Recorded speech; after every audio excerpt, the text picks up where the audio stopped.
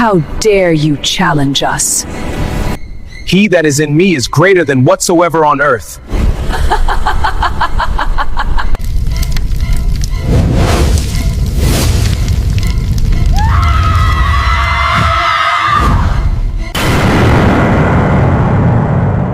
For years, Umudike lived under a fear no one could explain. Every night, strange winds circled the village. Unseen footsteps moved through the compounds. Children vanished without warning. And whenever the moon darkened, 7 shadowy figures appeared at the edge of the forest. They were the exiled women of Umudike, witches who had returned stronger than anyone imagined. They demanded sacrifices. They chose victims at will. They ruled with silence, fire and fear. No family slept peacefully. No child played after sunset. The entire village breathed carefully, waiting for the next night the witches would strike. Everyone knew one simple truth. Once the witches marked a home, nothing inside it survived. Long before anyone alive could remember, long before the oldest palm tree in Umudike had taken root, there was a night the villagers refused to speak of. A night when the moon vanished completely from the sky.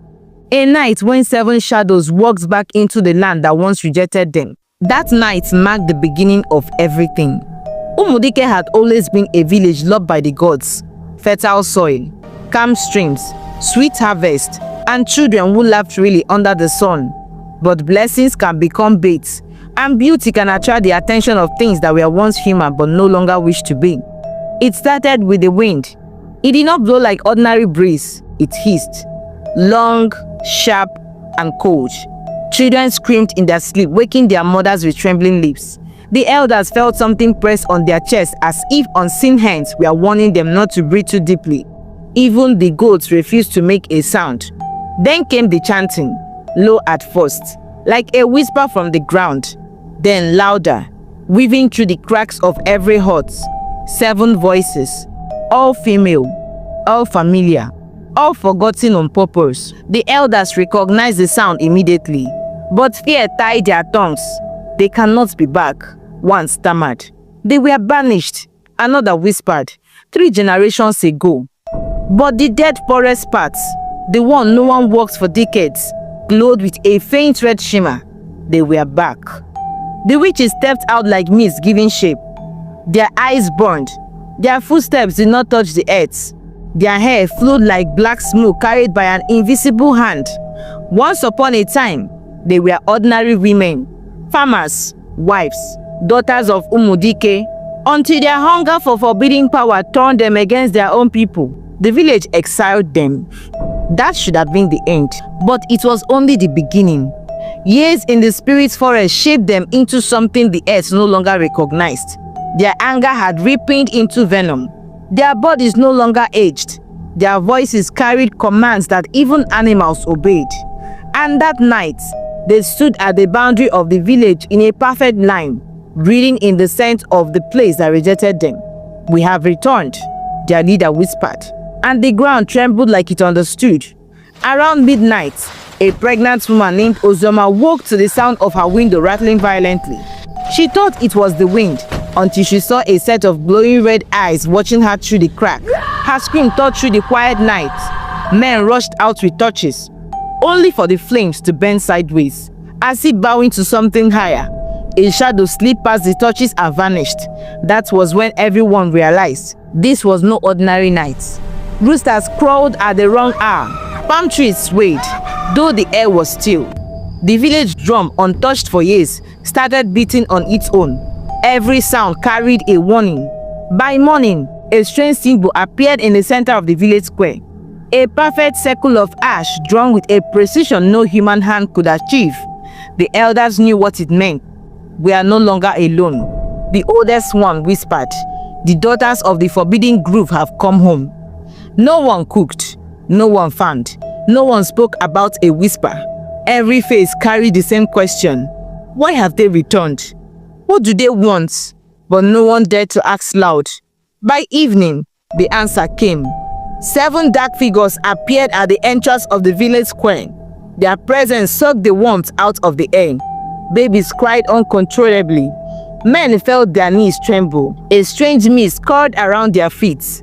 Their leader lifted her hand and spoke with a voice that was cold, echoing, and unmistakably human, yet not human enough. "Umudike," she said, "you cast us away. You thought us forgotten, but power never dies."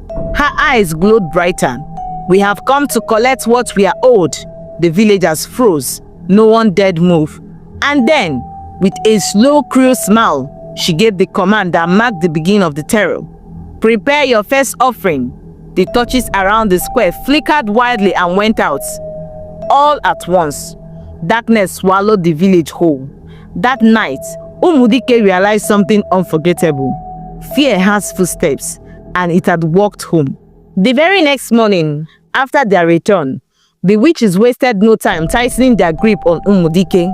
Before sunrise, every family that had a young daughter or son woke up to find a strange mark on their doorway, a faint red smear shaped like a crooked hand. No one knew what it meant until the witches appeared in the village square. Their leader stepped forward. "Tonight," she said clearly, "every marked family must bring their firstborn to the forest path. Refuse, and the curse we choose for you." Fear spread instantly. No one argued. The villagers had seen enough signs to know the witches were not bluffing. That night, the marked families gathered at the edge of the forest. Their children were trembling, but no one dared protest. They sacrificed all the children and drank their blood to maintain their immortality. And after the ritual was done, they sang and danced to their victory. By dawn, not a single child returned. From that day on, the witches stopped hiding. They moved openly through the village, taking whatever they wanted: food, livestock, young people, anything. Every full moon, they demanded sacrifices. Sometimes they chose the strongest youth. Sometimes a child born with unusual marks. Other times, anyone who broke even the smallest village rule. They drank the blood of their victims to stay young, immortal, and powerful. Each time they did, their eyes glowed red, their skin tightened, and their strength increased. Shadows and fire moved at their command. They terrorized homes without entering them physically. At night, they transformed into birds, bats, fireballs, or smoke, slipping through compounds silently. Families woke paralyzed, unable to move, while the witches marked their next victims in their dreams. They controlled the weather completely, calling storms when they wanted to instill fear. When they wanted obedience, they stopped rainfall, destroying farms and rotting crops overnight. The village was trapped between fear and famine. The witches performed powerful rituals at the interforest circle, a forbidden grove where fire rose from the ground without wood and shadows twisted into living forms. Sometimes, a spiritual portal opened, filling the forest with red lights. Each witch carried a totem linked to her strengths: a mask, a snake staff, a pot with human hair, a bone charm, a blood calabash. No one knew this could be destroyed. The elders feared them deeply. A few elders secretly cooperated, giving information and helping them choose victims in exchange for protection. This betrayal kept the village under control for years. Daily life collapsed. No one walked home at night. Children were kept indoors. Markets closed early. Doors were shut before sunset. Families prayed constantly. Many fled the village quietly. This oppression lasted for years. The markets became silent. Happiness disappeared. The village lived under a constant shadow. For months, sacrifices continued. The villagers obeyed because anyone who resisted never survived the night. The elders tried to pray, but their voices felt swallowed by the darkness. Then came the sacred Eke market day. A day when many children had been born. It was a day for their sacred ritual. A day they feasted and made sacrifices to the spirits who gave them dark powers and made them immortal, and also made them rule Umudike. Before anyone could celebrate, the witches struck again. They stormed into the village with speed that no human could match. Every newborn on that sacred day disappeared. They took all the newborn babies deep into the forest and pounded them in a mortar. They offered some of them to the spirits and drank their blood. Then they threw a very large feast and ate their flesh. They were now even more powerful than anything, and this made them very happy. The children's mothers collapsed in shock. The village broke completely. This was the final blow. The people of Umudike gathered secretly and agreed, "We cannot endure this any longer. If we die fighting, so be it. But this must end." For the first time in years, courage rose. But they were fighting an enemy they could not understand. And deep down, they knew they could not defeat the witches alone. This was the moment destiny began to shift. Umudike was preparing a revolt. Heaven was preparing a savior. The villagers moved quickly. After the Eke Market Day tragedy, every family gathered in the village square at midnight. No one cried anymore. Their fear had turned into something sharper. "We fight," the oldest hunter said. "If we fail, we die as humans, not slaves." They agreed. Before dawn, the men armed themselves with machetes, rubbed in red palm oil. The women carried hot coals and sharpened sticks. The young men formed the front line. They marched towards the forbidden forest where the witches lived. They didn't get far. The witches appeared without warning, blocking the path. No noise, no movement, just 7 shadows standing in complete stillness. Their leader raised one hand. The villagers froze instantly, not physically but mentally. Their courage collapsed under a wave of spiritual presence, so heavy it felt like the air turned to stone. Then the attack came. A blast of dark fire swept through the crowd, scattering them.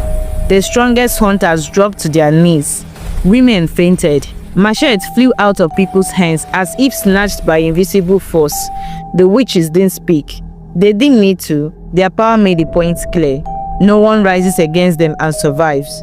Within minutes, the revolt was crushed. The villagers crawled back home defeated, bruised and terrified. For the first time, they understood the truth. Human strength could never defeat these beings. That night, the village fell into a silence heavier than death.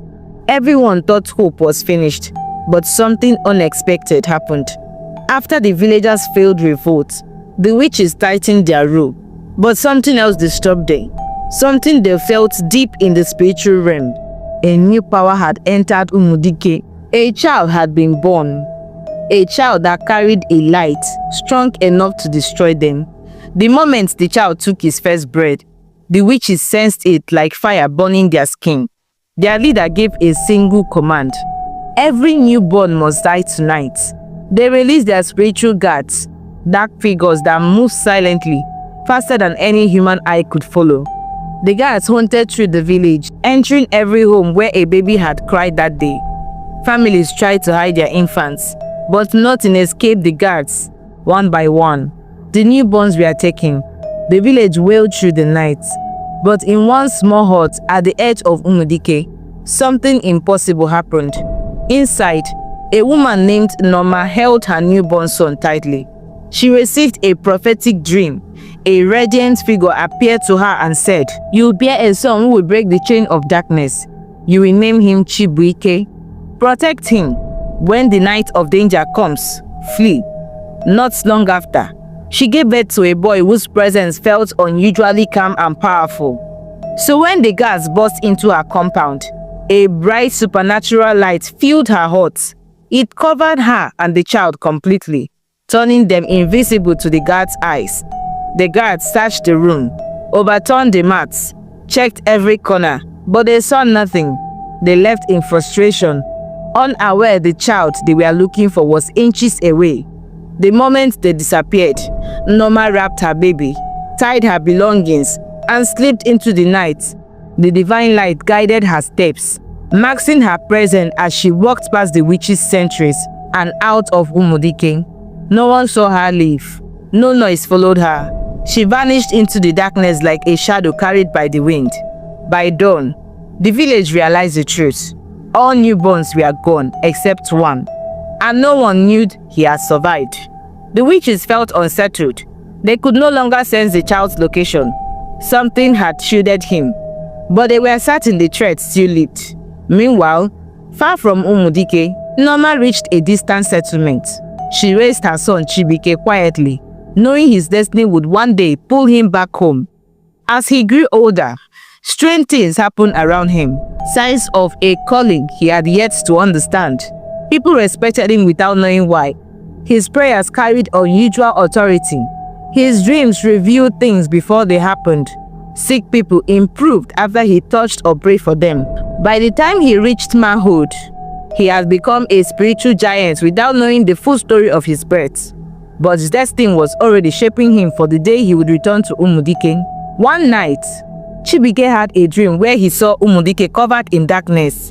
7 shadowy figures stood over the land, and a voice said clearly, "Go, your time has come." He woke up trembling and told Norma. She knew this moment would come and finally reveal the truth of his birth, the witch's attack, the divine escape, and the prophecy over his life. He accepted everything with a calm resolve. The next morning, he prayed alone in the forest. A powerful presence surrounded him, strengthening his spirits. When he walked out, he carried an authority that could not be ignored. Without hesitation, he began the journey back to Umudike. When he arrived, the villagers felt something shift immediately. The air felt lighter, and fear loosened its grip for the first time in years. He went straight to the villagers. They gathered around him quietly, studying the strange authority in his eyes. He spoke clearly. "I have been sent by the most divine Almighty God to help you all from the shackles of the witches. I was born for this special mission, but we must cooperate to defeat these powerful witches. The witches can be defeated. Their strength is not natural. It comes from 7 hidden totems. Destroy those totems, and their power will collapse." The villagers gasped. No one had ever known this secret. He continued, "I will confront them openly, while they focus on me. A chosen group will enter their sacred house and burn the totems. When the totems fall, their darkness will break." For the first time in years, the villagers felt hope. He selected a small group of fearless men and women and told them the exact location of the shrine. He instructed the rest of the villagers to stay behind him during the confrontation. He prepared them all with prayer, courage, and strategy. When everything was ready, he said only, "It is time." Chike stood in the village square at dawn. Behind him were the villagers he had prepared. In their eyes burned the courage they had lost for years. The witches appeared immediately, sensing the danger. They want to destroy the power that dares to challenge them once and for all. Their presence darkened the air. Flames circled them. Shadows stretched unnaturally long. Their leader stepped forward. "You dare challenge us? I was born for this," he replied. The confrontation began instantly. The witches hurled dark fire swirling through the air, darkness shaping into waves, screams that shook the earth, forces meant to paralyze. He raised his hand and divine light burst from him, blocking every attack. Fire and light clashed in the air, shaking the ground. Darkness met authority. A spiritual storm erupted in the village square. While the witches focused on him, the group of chosen villagers ran into the forest to the witch's hidden shrine. Inside, they found the 7 totems exactly as he described: masks, bone charms, blood-stained calabashes, wrapped ornaments, each glowing with dark energy. They gathered them quickly and set them on fire. The moment the flames touched the totems, the witches screamed. Their power dropped at once. Their fire dimmed. Their shadows collapsed. They staggered, weakened and exposed. Chibike stepped forward, lifted his hand and spoke with authority. "Your reign ends today." A bright surge of divine light burst from him, striking the weakened witches. One by one, they fell and vanished like dust blown away by the wind. Silence followed. The darkness lifted completely. The sky brightened. The village felt free for the first time in years.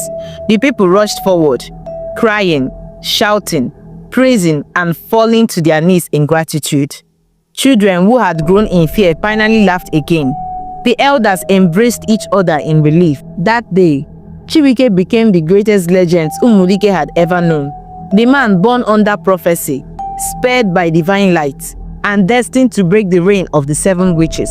Umudike entered a new era of peace, and his name was spoken with honor for generations. Thank you so much for watching this story. Your support means everything. If you enjoyed it, please like, share and drop a comment. I love hearing your thoughts.